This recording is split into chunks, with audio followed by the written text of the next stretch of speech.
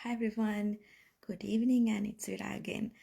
ඉතින් මං අද කතා කරන්න හිතුවා ඇත්තටම ගොඩක් අය ස්කෙප්ටිකල් වෙන්නේ ඇයි කියලා මේ බිස්නස් එකක් ගැන. ඉතින් ගොඩක් අය අතරම බිස්නස් එකක් පටන් ගන්න යනවා කියන එකේදී තමන්ටම කියලා අයිති වෙන බිස්නස් එකක් පටන් ගන්න තමන්ගේ ටයිම් මනි එෆර්ට් එක දානවා කියන තැනට එද්දී සෑහෙන්න ස්කෙප්ටිකල් වෙනවා. හැබැයි අපි හැමෝම 95 ජොබ් එකක් ගැන ස්කෙප්ටිකල් වෙන්නේ නැහැ නේද? දැන් ඔය 95 ජොබ් එක ගැන බැලුවොත් අපි හැමෝම මම ඇතුළුව ඔයාලා හැමෝම කරන මේ 95 ජොබ් එක කියන්නේ තවත් කෙනෙක්ගේ බිස්නස් එකක්. එතකොට අපි කවුරුවත් බිල්ඩ් කරපු බිස්නස් එකක් ඇතුළට ගිහිල්ලා අයාව අපේ එම්ප්ලොයර් කරගෙන අපි යාගේ එම්ප්ලොයී වෙලා අපි යාට වැඩ කරනවා. ඊට පස්සේ අපි ඒකට අපි අපේ ටයිම් එක දීලා මනි ට්‍රේඩ් කරනවා. හරිද? එතකොට ඒකෙදි අපි කිසිම වෙලාවක ස්කෙප්ටිකල් වෙන්නේ නැහැ. මොකද අපි හිතාගෙන ඉන්නවා හැමදාම අපිට මේ ජොබ් එක තියේවි කියලා. That's a one big lie. දැන් ගොඩාක් අයට අතරම මේ කාලේ තේරිලා තියෙනවා හැමදාම ජොබ් එක තියෙන්නේ නැහැ කියලා. ඔයා පර්මනන්ට්ද, ඔයා කැෂුවල් ස්ටාෆ්ද, ඔයා කොන්ට්‍රැක්ටර් කෙනෙක්ද, very well paid කොන්ට්‍රැක්ටර් කෙනෙක්ද, එහෙමත් නැත්නම් ඔයා ෆික්ස් ටර්ම් ටෙම්පරරි පොසිෂන් එකක ඉන්න කෙනෙක්ද, මේ කිසිම විදිහක මේ ඔයාගේ එම්ප්ලොයිමන්ට් ඇග්‍රීමන්ට් එකේ තියෙන කිසිම පොසිෂන් එකක් මත ඔයාගේ ජොබ් එක 100% ෂුවර් ගැරන්ටීඩ් ඔයාට හැමදාම ඔයා රිටයර් වෙනකම්ම තියනවා කියන එකේ කිසිම ගැරන්ටි එකක් නැහැ. ඒතර හැමදාම අපි ඇත්තටම මං හිතන්නේ මේක අපේ පොඩි කාලේ ඉඳන් ලංකාවේ මෙන්ටැලිටි එකත් එක්ක එන දෙයක් වෙන්නේ නැති. මොකද මම බැලුවොත් මගේ යාළුවෝ එහෙමත් නැත්නම් මගේ ෆැමිලි ෆ්‍රෙන්ඩ්ස්ලා මේ හැමෝම ඔක්කොම කට්ටිය බැලුවොත් මම ලංකාවේ දන්න කට්ටිය බොහොම අතලොස්සයි තමන්ටම කියලා බිස්නස් එකක් ස්ටාර්ට් කරලා තියෙන්නේ.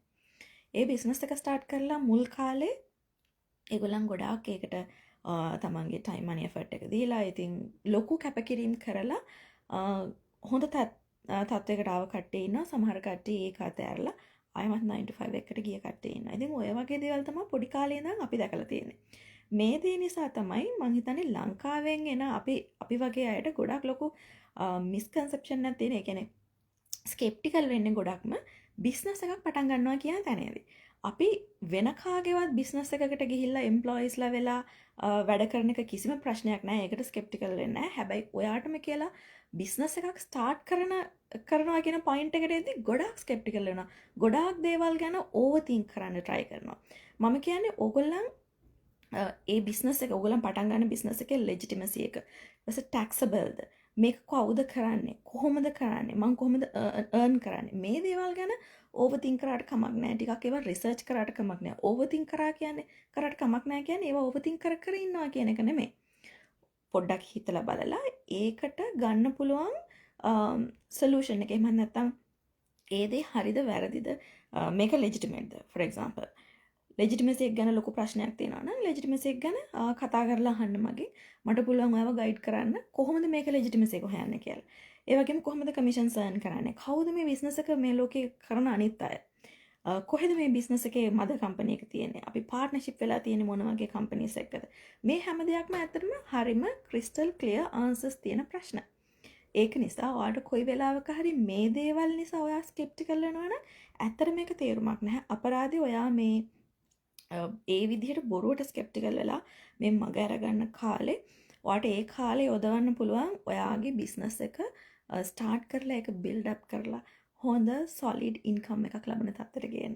ඉතින් මට කියන්න ඕනුනේ ඇත්තටම අපි අපේ 95 ජොබ් එක ගැන ස්කෙප්ටිකල් වෙන්නේ නැහැ. මොකද ඒක වෙන කාගේවත් බිස්නස් එකක්. මම බිස්නස් එකක් නැත්නම් ඔයා බිස්නස් එකක් පටන් ගන්නකොට තමන්ගේ බිස්නස් එක පටන් ගන්න එක ගැන ගොඩාක් ස්කෙප්ටිකල් වෙනවා. මම හිතනවා ඒක තේරුමක් නැති දෙයක් කියලා. ඕන ප්‍රශ්නයකට සොලියුෂන් නැති තියෙනවා මේ ලෝකේ. මම විශ්වාස කරන විදිහට ප්‍රශ්න නැති සොලියුෂන් නැති ප්‍රශ්න මම හිතනවා මට තාම හම්බෙලා නැහැ කියලා.